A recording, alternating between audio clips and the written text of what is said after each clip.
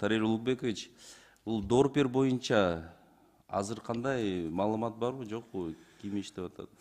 Бар жеке ишкерлер алып келип бүгүн багып атышат. Биз ошол алардын талаптарга жооп бере турган болсо статус берүү жагында биз карап атабыз. Анткени биз ушул эт багытында Дорпер породасындагы койлорду биздин мамлекетте өстүрсө, адаптация болсо, биз аны сунушубузду беришибиз керек.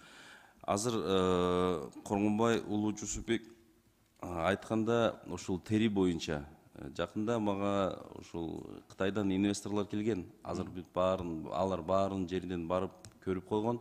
Биз дагы ошондой долбоорун даярдап атабыз. Обработка и шерсти и шкуры. Ушул жерден атайын требованиялар бар да. Просто алыс жагынан кайсы жерде болуш керек, роза ветров кандай болуш керек, что аяктан химиялык немеси иштери бар да. Ошол боюнча анда алар кайра келгенде сизди чакырабыз да, ушул отуруп.